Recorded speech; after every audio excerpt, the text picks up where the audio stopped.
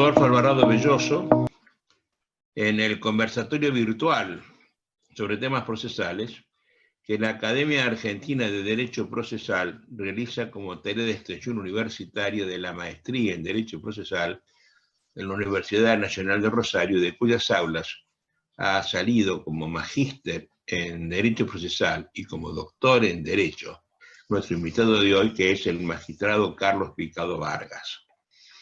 Carlos Picado es magistrado del Tribunal Agrario de San José en Costa Rica, es profesor en la Universidad de Costa Rica y en la Universidad Libre del mismo lugar, tiene 64 obras de Derecho Procesal publicadas, entre ellas las lecciones que yo hice para los países de América Latina, él me las tradujo para Nicaragua, para Salvador, para Honduras y por supuesto para Costa Rica.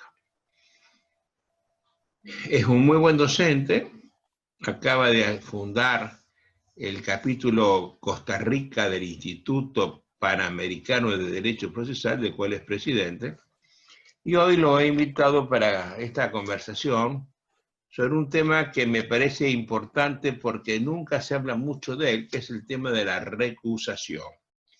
Aprovechando que hace poco tiempo, relativamente poco tiempo, en Costa Rica se cambió la normación procesal, se cambió en cuanto a las causales recusatorias de los jueces.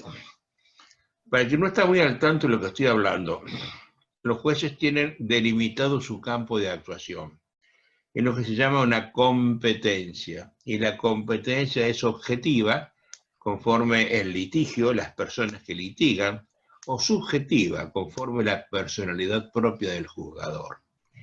La competencia objetiva marca que los jueces tienen un lugar para fallar, competencia territorial, ciertas materias, unas sí, otras no, la competencia material, y conforme el grado de conocimiento en el cual él se coloca, tiene una competencia funcional. Primer grado de conocimiento, segundo, tercero, etc. Pero el juez puede ser objetivamente competente en lo material, en lo territorial, en lo funcional, y en algunas cosas más que no interesa destacar ahora, pero puede no serlo subjetivamente, porque para que el juez pueda ser juez, requiere que, respecto del tema litigioso, respecto del objeto litigioso y respecto de las personas que litigan, él sea neutral. La palabra neutral significa ni uno ni otro, está en una situación de terceridad, de ajenidad respecto del tema litigioso, y eso se llama imparcialidad. Y la imparcialidad es un concepto que se forma con otros tres conceptos concurrentes. Una imparcialidad crematística puramente personal, no tengo interés material en el resultado del pleito ni en las personas que litigan en el objeto litigioso, o una independencia, no solo del mandamás de turno, sino de toda obediencia debida y de prejuicio, y por último, una imparcialidad, al decir de James Goldsmith, una imparcialidad que significa que él no puede hacer las cosas que hacen las partes. Cuando el juez se encuentra que él está en situación de no neutralidad, cuando él no está en esa exacta situación de terceridad que la ley quiere que se encuentre respecto a un tema litigioso, él tiene un deber de inexcusable cumplimiento, él tiene que inhibirse. Hay leyes que dicen porque está implicado debe apartarse del pleito. Eso se llama una inhibición, es un acto voluntario, unilateral del juez, que dice, estoy comprendido en tal cosa, y se va. Y para eso, desde siempre, se han puesto ciertas causales, algunas veces restrictivas, otras veces amplias. Pero si el juez, por la razón que fuere, no hace esto, no se inhibe, no se declara implicado en el tema, la ley le permite a las partes que ejerzan un derecho que se llama recusación. De modo tal que la inhibición es el reverso de la moneda, la misma moneda. Inhibición, recusación. Nuestro tema de hoy va a ser causales recusatorias. Y lo he elegido porque Carlos Picado es juez en actividad, porque en general los códigos están hechos por jueces, y a los jueces desde antaño no les gusta la recusación.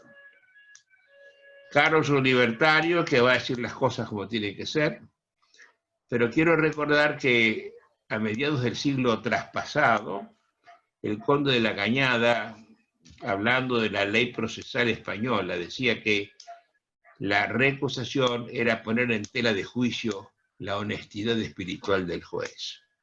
Era una injuria para los jueces, lo que es un claro derecho de las partes, era injurioso para los jueces. Y cuando los jueces hacen las leyes, tratan de, primero de eliminar la recusación, y luego de hacer el menor número posible de causales. Y de eso quiero hablar con Carlos.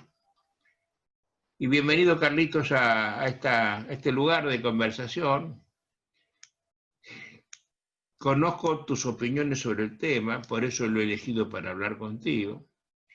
Y me gustaría que empezaras contándome cómo era la ley TICA, hasta qué fecha y qué pasó después de ello. Te escuchamos con toda atención, Carlos. Muy buenas tardes, maestro. Es un verdadero honor y una gran alegría estar con usted esta tarde.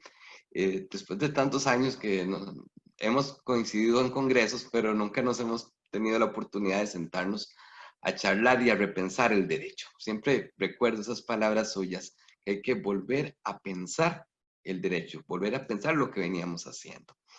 Y sí, en el tema que nos tiene hoy aquí reunidos, como usted bien dijo, hubo una reforma del Código Procesal Civil. Nosotros teníamos originalmente un Código de Procedimientos Civiles de 1887. Este rigió 103 años, hasta 1990, en un sistema inquisitivo y absolutamente escrito. En 1990 se promulga el Código Procesal Civil, redactado por un viejo conocido y amigo suyo, que es don Olman Argueda Salazar. El código se quedó corto porque se buscaba implementar más el sistema de tramitación por audiencias orales. Y desde el año 2000 se estaba pujando por lograr un código general procesal, que era la obra de mi otro maestro, el doctor Ricardo Celedón. Paremos ahí un poquito, Carlos, paremos un poquito. Primero, se llamaba Código de Procedimiento, no procesal. Correcto. No se entendía la palabra proceso como medio de discusión y como garantía de libertad contenida en la Constitución. Era otra concepción, con un juez que era el observador, era el investigador, y las partes eran el objeto del proceso. Sí, el cambio ha sido sustancial en los años 90.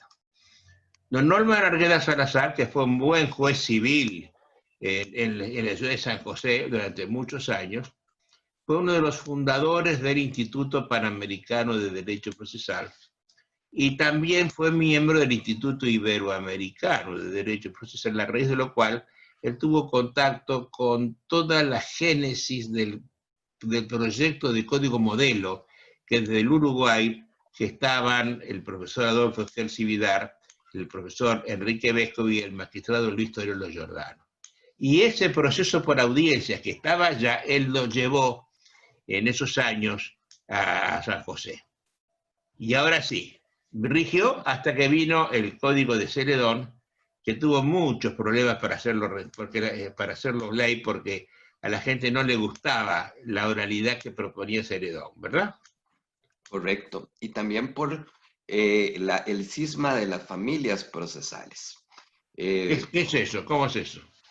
El Código General Procesal que promulgaba el doctor Celedón a principios de siglo, en el año 2000, tuvo mucha objeción a lo interno de la Corte, porque en la Corte Suprema de Justicia, el Poder Judicial costarricense, tenemos fueros especiales. La Corte ha buscado siempre la especialización de la justicia. Entonces tenemos juzgados de lo de familia, juzgados de lo laboral, juzgados de lo penal, juzgados de lo contencioso administrativo, juzgados de lo agrario.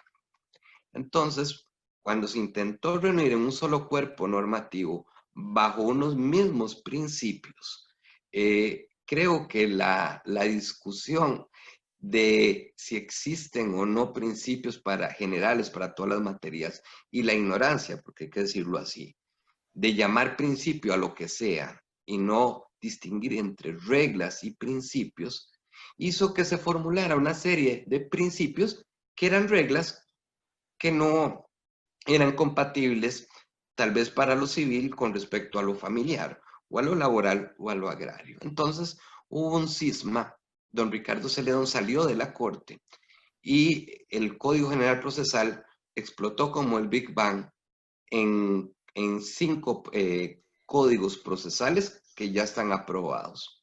Un Código Procesal Civil, aprobado en el 2018.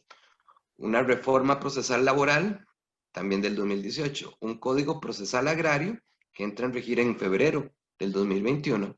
Un Código Procesal de Familia y un Código Contencioso Administrativo. Entonces tenemos códigos. Padre Carlos, hasta ahí todo un disparate, ¿no? Académica, científicamente, más allá de que esto políticamente nos guste a alguien, yo no soy un hombre políticamente correcto, digo las cosas que tengo que decir porque las estoy entendiendo así. El proceso es uno solo. Correcto. Desde Hugo Alsina se habla del concepto unitario del proceso. El profesor Benavente de Argentina demostró la unidad indisoluble del proceso en cuanto a método para pasos para llegar a la sentencia.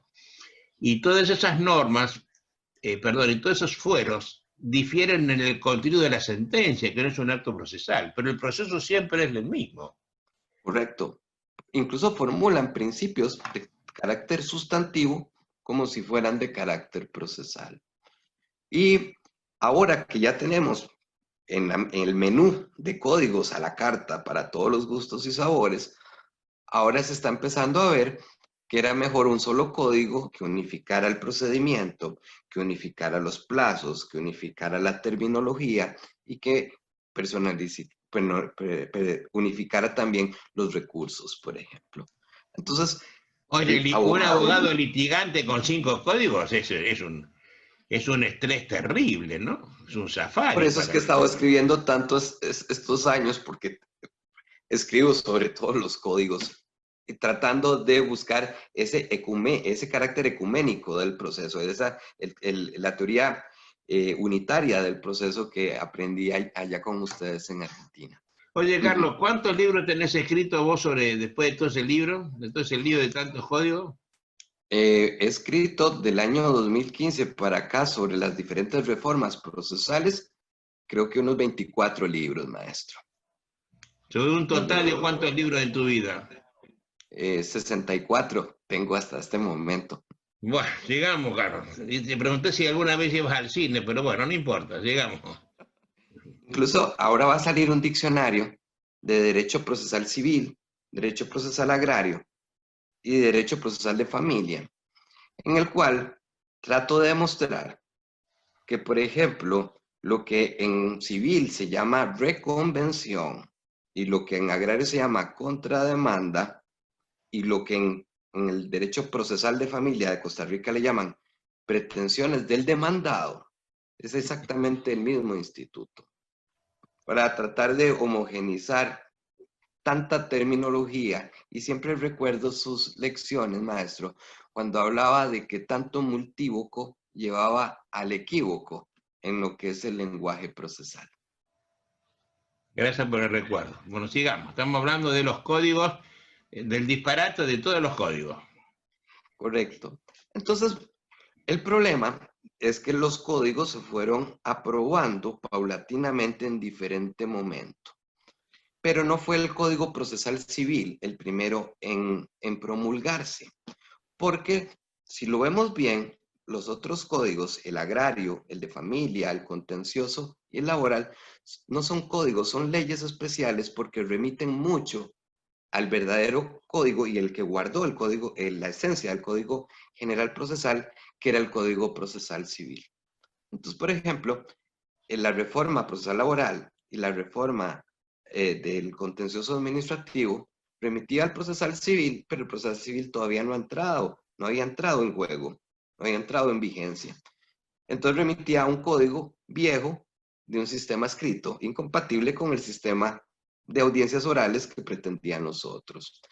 Y con el código del 2018, el Código Procesal Civil, cambia y se empieza a hablar en Costa Rica, por fin, de competencia objetiva y competencia subjetiva, lo cual creo que es un gran avance. Hay todo un capítulo diferenciado entre los dos tipos de competencia. Y bueno, he hecho fiesta, por decirlo así, a la hora de escribir sobre la competencia, cuando hablo de que la competencia subjetiva viene a ver el carácter de ese tercero que debe ser imparcial e independiente para resolver definitivamente con la autoridad de un caso juzgado un conflicto de intereses entre un pretendiente y un resistente, independientemente si se habla de materia civil, de materia agraria, de materia laboral o materia familiar. Entonces, he tratado como de hacer un apostolado y entre tanta torre de Babel procesal que hay aquí, tratar de enseñar lo que es el carácter unitario del proceso. Bien, Carlito. Contame, ¿el Código Procesal Civil se aplica en materia recusatoria como supletorio de todos los demás? ¿O cada Sí, código señor. tiene su materia recusatoria? Los códigos contencioso, agrario, laboral y sí, esos cuatro remiten al Código Procesal Civil. Es único, el tema entonces es único para todos los fueros. Salvo el fuero familiar. El fuero familiar tiene su propia lista de causales, que son diferentes. pero son muy parecidas a las del procesal civil, porque también hay un fenómeno, don Adolfo, a la hora de separarse los códigos en fueros, hay mucha cultura del copy-paste. O sea, se gemelean, se hacen códigos mellizos, se les cambian algunas cosas y algunas cosas que se le cambian quedan mal hechas, por ejemplo. El Código Procesal Civil de 1990 establecía un sistema de números clausus en las causales de recusación. Y así estuvimos durante 30 años prácticamente, en que habían causales para la inhibición, que le llamamos inhibitoria, en el artículo 49 del Código de 1990, y causales para recusación en el artículo 53. El 53 remitía e integraba las de inhibitoria y ampliaba para recusación toda una serie de causales, que sin embargo siempre criticamos mucho, y recuerdo cuando llevábamos la maestría allá en Rosario, que yo les contaba que este sistema de números clausus dejaba por fuera una infinidad de situaciones que se podían dar entre el juez, las partes o el mismo objeto del litigio. Cuando hablamos de la imparcialidad, que es aquella ajenidad que usted hablaba de no tener ningún interés personal, ideológico, yo digo incluso traumatológico, con respecto a las partes o a lo que están discutiendo las partes, que es el objeto, el juez debería hacerse a un lado e inhibirse. Con el código del 90, entonces pasamos muchísimos años en que un juez se inhibía de conocer un asunto y le rechazaban la inhibitoria porque decían que no estaba dentro de la lista cerrada de causales. E inclusive las partes también hacían la recusación y también se les rechazaba por esa falta de apertura de las causales. Por eso viene y se cambia ahora con el código de del 2018, en el artículo 14, se establecen la recusación, pero las causales son comunes, tanto para inhibitoria como para recusación. Como tiene que ser. Estableciendo 16 causales, 15 predeterminadas, prefijadas, con presupuestos, o supuestos antecedentes, ¿verdad? Y una causal, la última abierta, que establece que por cualquier situación o circunstancia debidamente fundamentada en que ponga en tela de duda la imparcialidad del juzgador. Entonces, por ahí hay una causal abierta que Oye, es muy permite... buena frase, porque a ver, eso lo habrá puesto algún abogado seguramente, ¿no? Porque el número clausus de los 15 primeros incisos, que son siempre los mismos, ¿no es cierto? Afecto, desafecto, acreencia, deuda, etcétera. Haber sido abogado, litigante, prejuzgamiento, están en todas Los partes mismos de toda iguales. la vida. Si primero los jueces, si lo niegan, se arma un problema importante porque hay que hacer un procedimiento a raíz de la denegatoria. Si lo Correcto. acogen y el juez que le sigue se opone, se arma un conflicto negativo de competencia que va a saber cuándo lo decidirá y en su caso quién es el superior común. Por tanto, yo siempre he legado por una interpretación lo más extensiva posible, porque si la parte no le tiene confianza al juzgador, podrá resolverse el litigio pero no el conflicto, queda siempre la duda en la persona que pierde el pleito si lo perdió bien o lo perdió mal. Que ahora digamos, que además de todas estas causales, si hay alguna razón fundada para poder hacer temer a la parte que el juez puede ser parcial, me parece una maravilla eso. Sí, es un ¿Cuándo gran avance. apareció eso? ¿Cuándo apareció? Debería ser la única causal. Siempre que la parte considere que el juez no es un tercero imparcial, puede recusarlo, fundándolo, claro. No, usted fue fiscal, usted fue abogado, usted prejuzgó y lo prueba, claro. Pero no, pero me parece que siempre tendría que ser así, ¿no? ¿Qué experiencia tenés vos con eso? ¿Desde cuándo está esa norma? ¿De qué año? Esta norma es del 2018, pero viene Con, antecedida de llevamos un dos. Sí. 3 años, no 2 años. Pero ¿Qué viene experiencia antecedida, tenés con esos 3 años? pues muy, muy positivo, maestro, porque resulta ser que nosotros tenemos un sistema de control de constitucionalidad unitario. Tenemos una sala de lo constitucional que se encarga de lo que son los amparos, las acciones de inconstitucionalidad y los habeas corpus. Y Eso en las la corte. sentencias, Eso en la corte. ajá, en la corte. No, la sala de lo constitucional, en la Corte Suprema de Justicia. Y sus resoluciones son vinculantes erga omnes. Y había dos antecedentes. ¿Producen la derogación de la ley? No, la anulación de la ley. Por La razones, anulan. sí, pero sus interpretaciones también son vinculantes porque tienen el mismo rango de la Constitución. Y la Sala de lo Constitucional había dicho que las causales del antiguo Código Procesal Civil tenían que interpretarse como abiertas. Y entonces rompió prácticamente 27 años de jurisprudencia que establecía que las causales eran cerradas. Sin embargo, a pesar de ser vinculante erga omnes, no todos los tribunales estaban aplicando ese antecedente constitucional.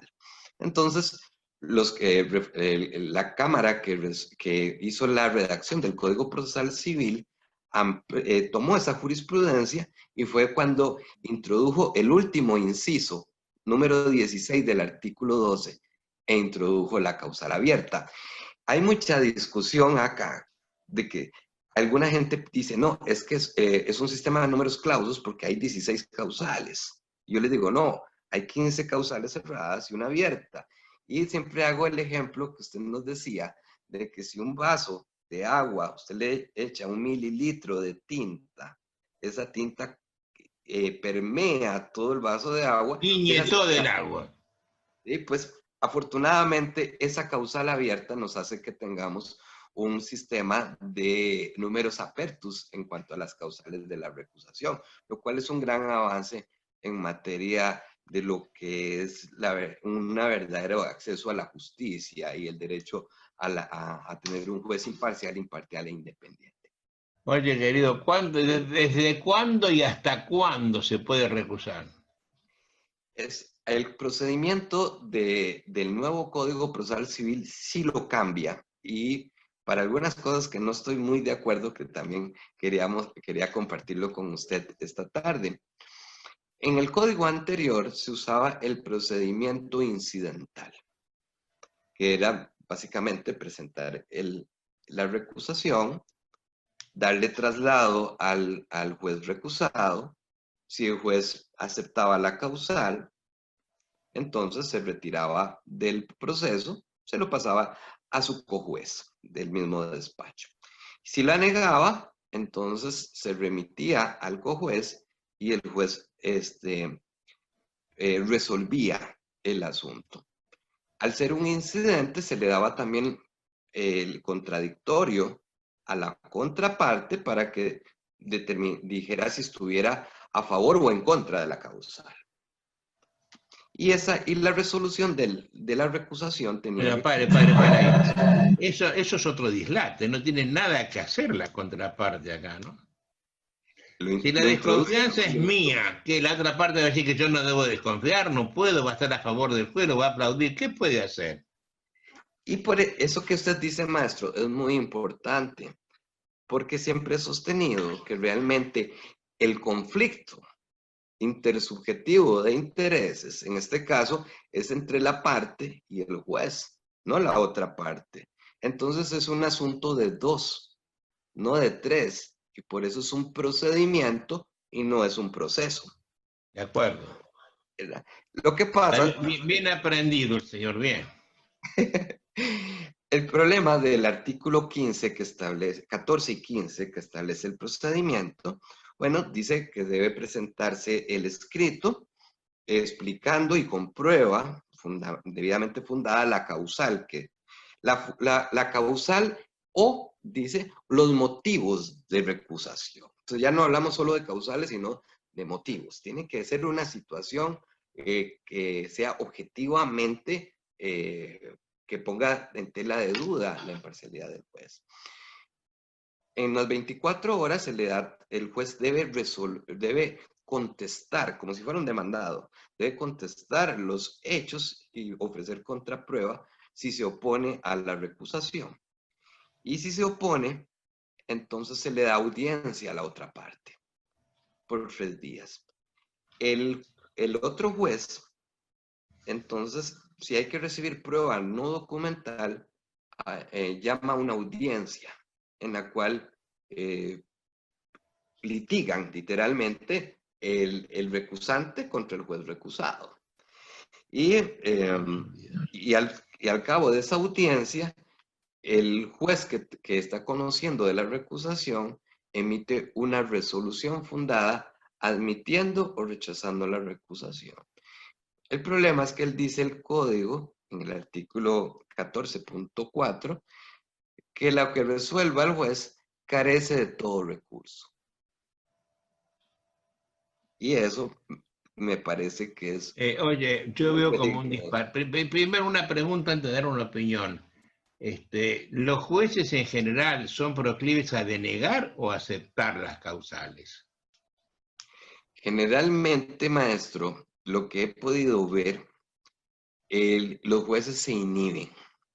E inclusive, si los motivos de la recusación los desconocían y los verifican, terminan allanándose a la recusación.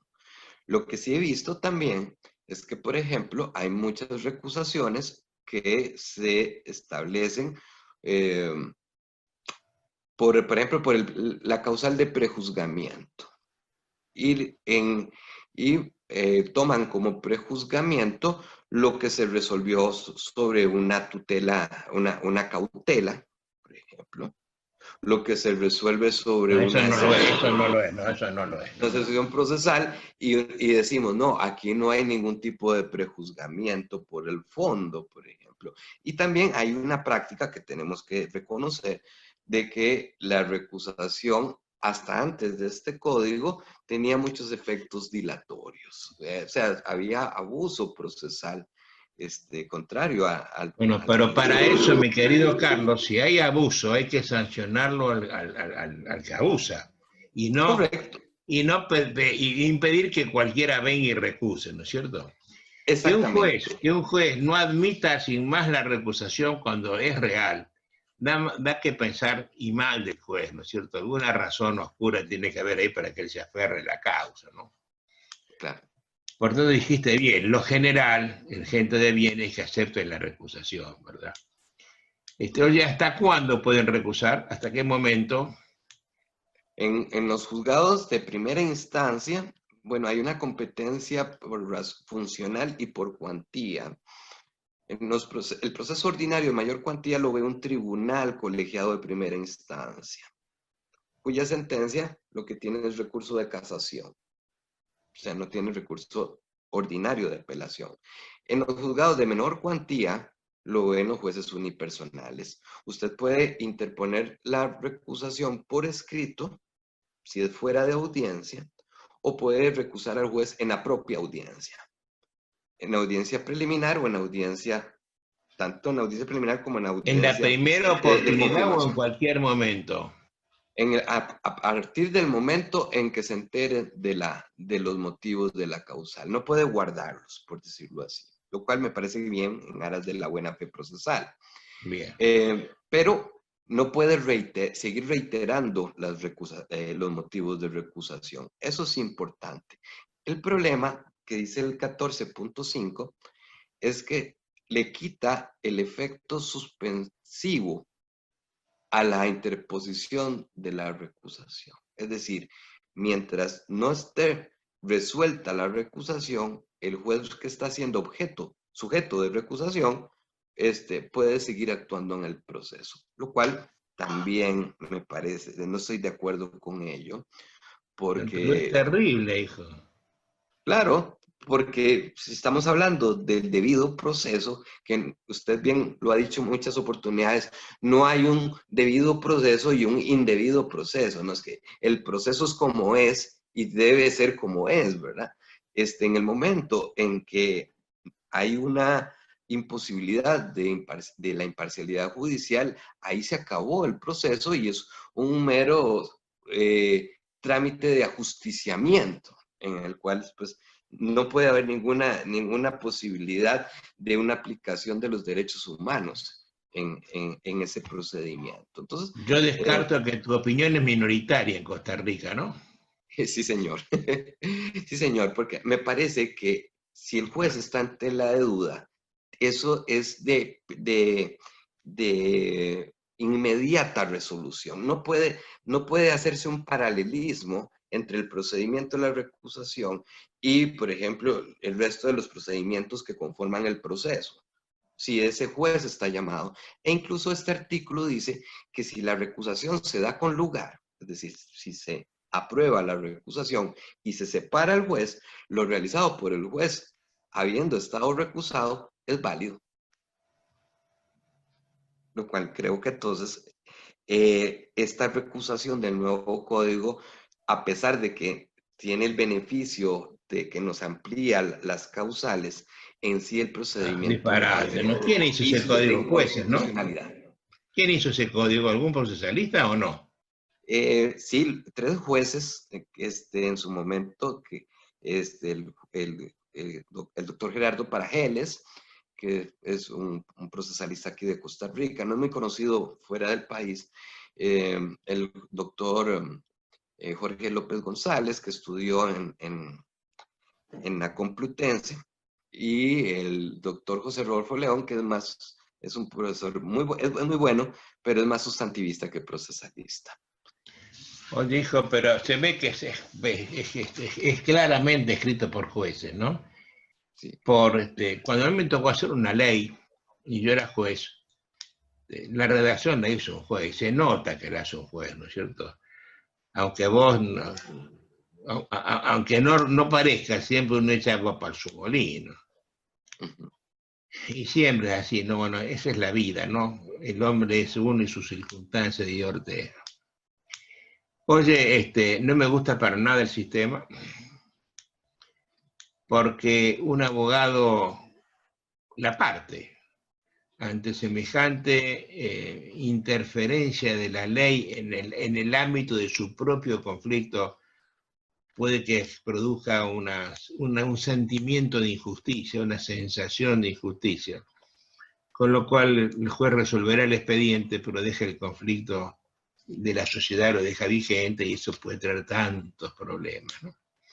Oye, mi código, que no todos los códigos, algunos códigos, en la Argentina casi todos, han aceptado la recusación sin expresión de causa, que le llamamos más fácilmente sin causa. En rigor, causa existe. Lo que pasa es que no se dice. Pero así como tu último inciso de ese artículo, vos tenés que decirla, aunque no esté catalogada antes, y tenés que fundamentarla. Acá no tenés que decir nada, simplemente lo recuso. Y eso es aceptado porque la redacción le hicieron algunos abogados. El abogado sabe que a un juez no se le puede decir que es ignorante, por ejemplo, o que es desidioso, o que es venal, o que en su juzgado prima el lema ¿qué me importa el justiciable? Ese ¿qué me importismo de los jueces, de muchos jueces, hace que haya una desconfianza. No se puede decir eso. Es común que un juez sea académico y haga un libro. Vos tenés un libro donde al problema 1 le das la solución A, y yo vengo a litigar por el mismo problema, pero por la solución B. Y si me tocan a vos como juez, yo sé que lo voy a perder al pleito. Es decir, entro en un pleito en el cual no tengo el alia de ganar o de perder. Por eso hay que tener una recusación sin causa que ustedes no tienen. ¿Se han planteado ustedes el problema ese? ¿Se lo han planteado alguna vez? ¿Alguien dice algo? Sí, por ejemplo, y yo siempre tomo el ejemplo de Argentina, en el sentido de que, por ejemplo, la causal número 15, que es la del prejuzgamiento, establece que no constituye prejuzgamiento o adelanto de criterio, como lo llamamos aquí, las opiniones que se hagan en la docencia o en la doctrina. Pero obviamente... Eso es un disparate. Yo trajo una cámara de apelaciones de segunda instancia con competencia territorial en toda la nación. Y me citan en los recursos de apelación que yo tengo que resolver, ¿verdad? Entonces, generalmente, mis sentencias, cito a otros autores que piensan parecido a mí. Pero, en cierta forma, yo creo que ustedes tienen una serie de causales muy estructuradas, muy planificadas, y que ha habido todo un desarrollo jurisprudencial de muchos años. Causales que no están contempladas aquí, que podrían tomarse como un estudio de derecho comparado para fundamentar una causal. Pero sí me preocupa, maestro, el procedimiento, porque tenemos que tomar en cuenta una cosa: este procedimiento de recusación carece de todos recursos, que ni siquiera le dieron recurso de revocatoria. El Código Procesal Agrario remite al Código Procesal Civil, pero le dio recurso de revocatoria. Para mí debería tener recurso de apelación por el derecho a la doble instancia, por un lado. Y por otro lado, puede ser que un juez, antes de ser recusado, no tenía ningún sentimiento con respecto a las partes o al litigio. Yo incluso trato de no fijarme tanto en quiénes son las partes, para tener esa ajenidad, por ejemplo. Lo tomo como regla de vida. Pero si, por ejemplo, a cómo está este procedimiento, el juez se opone a la causal y termina litigando en una audiencia... Y ofrece pruebas, se presenta con la otra parte. Correcto, maestro, porque ahí hay controversia, ¿verdad? Hay una alegación que es la recusación, hay una resistencia del juez, ¿verdad? Y luego hay una etapa de confirmación en el procedimiento. Confirmación que es el juez resistente y la parte pretendiente, y que lo resuelve el colega del mismo despacho. Supongamos que la recusación se declara sin lugar y el juez va a seguir conociendo el proceso. Que es lo más común, ¿eh? Sí, pero ese juez, emocionalmente, psicológicamente, me parece que no es el mismo juez que el que era antes de ser recusado. Y eso me parece que es algo muy grave. Es algo muy grave.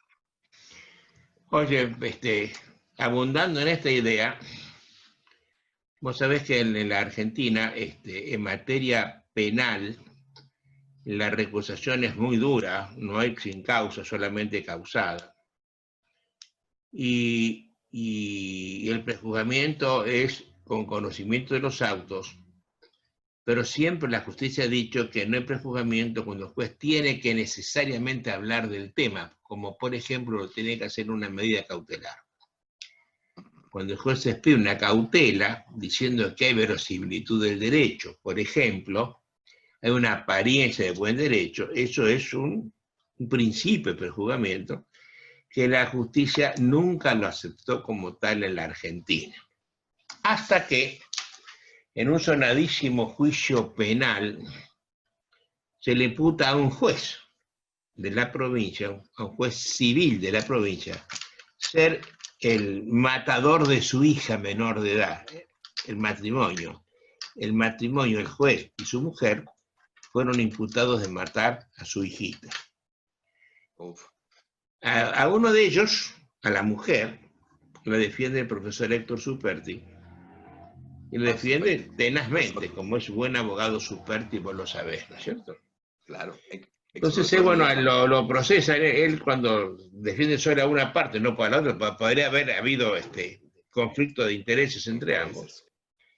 Él llega, le dictan la prisión preventiva, cautela, y frente a eso él apela ante la Cámara de Apelaciones y la pierde, quedan presos, estuvieron 9 años presos a la postre. Cuando viene la condena final esta y Superti va a la Cámara, ahora recusa con causa por prejuzgamiento a los camaristas que habían ratificado la prisión preventiva, diciendo que para dictar la prisión preventiva había que expedirse acerca de 2 cosas, que había una plena prueba de la existencia del hecho, hubo que decirlo, y que había una semiplena prueba de la autoría imputada, con lo cual estaban por lo menos teñidos de parcialidad al momento de fallar la sentencia final que los condenaba.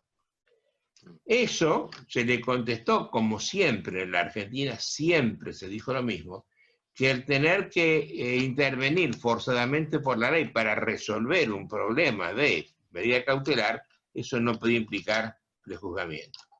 La Cámara condenó, ratificó la condena, se fueron a la Corte Provincial, que es la tercera instancia en la provincia, y dijeron lo mismo, la nulidad del pronunciamiento, la Corte ratificó la condena, y ahora Superti se va a la Corte Nacional, que es la cuarta de conocimiento en la Argentina, que es un país federal, diciendo que la sentencia era nula porque había sido dictada por jueces que eran legalmente recusados por un tribunal que no reconoció las causas de recusación.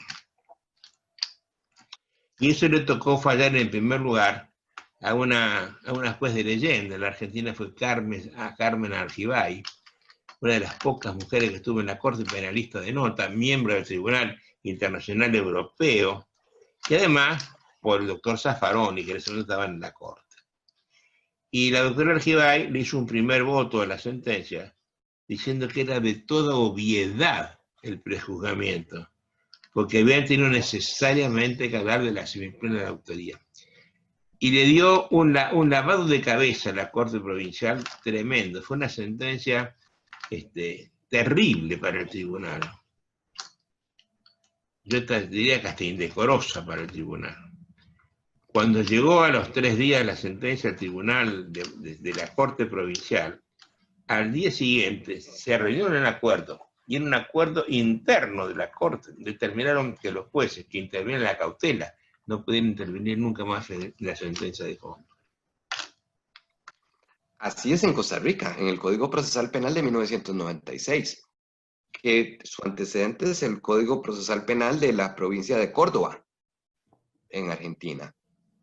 Los jueces que resuelven hay 3 etapas, una etapa de investigación, que es el Ministerio Público, en que el órgano jurisdiccional es más que todo un juez de garantías, resuelve sobre anticipos de prueba, resuelve sobre medidas cautelares, recusa de excarcelación, etc. Luego hay una etapa intermedia. ¿Quién detiene? ¿El juez o el fiscal? el fiscal, porque es un sistema supuestamente acusatorio. Pero Ya, bueno, se pero eliminan tendría que detener el juez a pedido del fiscal, ¿no? Y no es un Y juez de garantía. ¿De qué garantía estamos hablando si la libertad no la garantiza?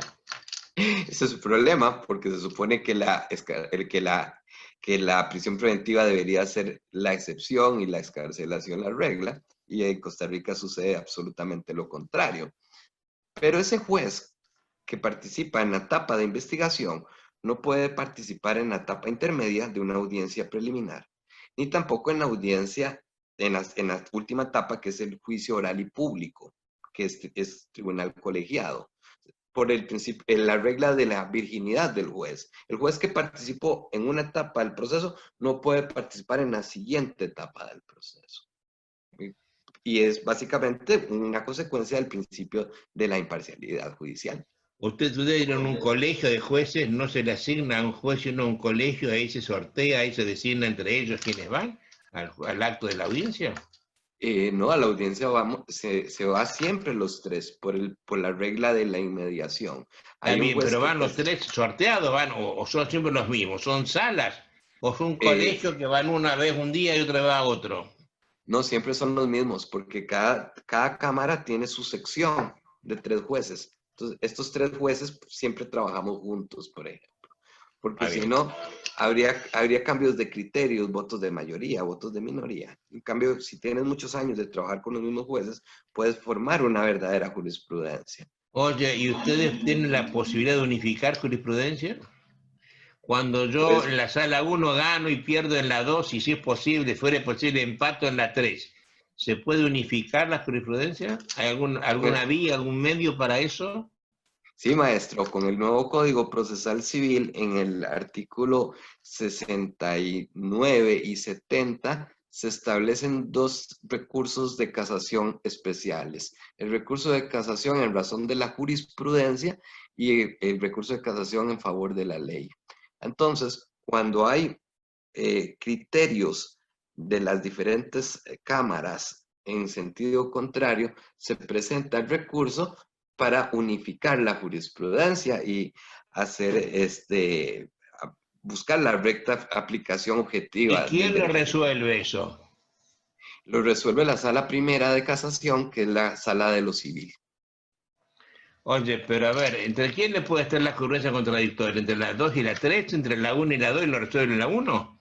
Sí, señor, porque la sala 3, por ejemplo, es la sala de lo penal. Entonces, pueden haber choques entre ellos. O también entre los diferentes tribunales de segunda instancia, de lo civil, de lo agrario, etcétera, para unificar. Entonces, por ejemplo, si en materia agraria resolvemos de cierta forma, el derecho agrario es muy parecido al derecho civil, sustantivamente. Tenemos institutos similares: usucapión, acción reivindicatoria, propiedad, posesión. Ese recurso es para unificar y evitar que hayan criterios contradictorios. Es Oye, una me novedad. suena a mí, ¿por qué tiene un derecho a un fuero agrario? Yo no lo tengo eso en la Argentina. ¿Por qué en Costa Rica un fuero agrario, que es un país así chiquitito? Bueno, es un país de eminente vocación agrícola, es la fuente primaria de la economía, y ya es un fuero que se creó en 1982. El doctor Ricardo Celedón fue de los que lo promulgaron, porque estábamos en tiempos de los derechos humanos de segunda generación y tratamos de hacer una reforma agraria de justa distribución de la tierra, en el cual antes había una justicia en sede administrativa y no funcionó porque los conflictos de tierra, precarismo, por ejemplo, eran tan grandes que el legislador decidió traspasar esa competencia de lo administrativo a lo judicial. Y bueno, Carlos, me encantó la charla contigo, ya llevamos una hora conversando. ha, ha sido Yo maravilloso. estoy contento de haber seguido el curso de esta conversación, me parece muy, muy importante para el público en general, que entienda cómo funciona esto de la recusación, y me gustaría que dijeras una palabra final sobre esto como juez. Dame una aspiración de deseos, para dejar un mensaje a quien nos está escuchando, un mensaje judicial, de buena onda judicial. Muchas gracias, maestro. Usted me preguntó al principio que cómo era el sentir de los jueces cuando eran recusados. Y es cierto, generalmente hay una primera reacción. A nadie le gusta que le cuestionen el espíritu del juez, ¿verdad? Pero creo que por más que se hable a veces, el discurso oficial sea de que la recusación tiene que ser restringida, que puede tener efectos dilatorios en el proceso, es un instrumento que tiene que fortalecerse, pero no solo en el ámbito de las causales, sino en el procedimiento. Tenemos que ponerle ojo al procedimiento, porque de nada nos sirve tener causales abiertas si al final de cuentas el procedimiento no viene realmente a ser efectivo el principio de imparcialidad. Creo que los jueces, como servidores públicos, tenemos que hacer un examen de humildad, en el sentido de que si alguien nos recusa es porque, equivocado o no, está ejerciendo su derecho a la imparcialidad judicial, y tenemos que estar en ponernos en el mantel, en la mesa, que nos exploren, que nos vean realmente si estamos siendo imparciales o no. Y creo que esa imparcialidad, incluso en Costa Rica, se ha aumentado. Han habido sentencias penales que se han anulado porque alguno de los jueces del tribunal trata mal a una de las partes. Incluso con el lenguaje corporal, por ejemplo, da avisos de parcialidad a favor del fiscal y en contra del imputado. Y creo que se ha avanzado mucho en ese carácter. Entonces, creo que en América Latina, no importa el país que sea, la imparcialidad es imparcial, y en el momento en que el juez no es parcial, ahí se acabó el proceso. Y es importante también que tengamos un sistema abierto para que muchos jueces podamos retirarnos cuando realmente nuestra imparcialidad está seriamente comprometida, aunque sea a lo interno de nuestra conciencia, porque podría ser que una circunstancia nunca salga a la luz pública, pero me parece a mí que eso carcome la conciencia del juez, el no cumplir con el deber de inhibirse. Entonces, creo que es un tema pues apasionante, y le agradezco mucho, maestro, por la oportunidad. Estoy muy emocionado porque siempre estamos en contacto, pero compartir en una actividad así realmente me siento realizado, y le agradezco muchísimo. Carlos, me encantó esta conversación, ojalá que esa expresión de deseo final sirva. Fue muy dicha por un juez de mayor importancia, de la mayor importancia. Carlos, un fuerte abrazo. Igualmente, maestro, y que pasemos muy bien y que sigamos de esta cuídese pandemia. en esta pandemia, ¿eh? Un abrazo fuerte y bueno, y hasta siempre, querido, hasta siempre. Igualmente, maestro, un gran abrazo para todos allá. Dios los bendiga. Gracias, querido, gracias.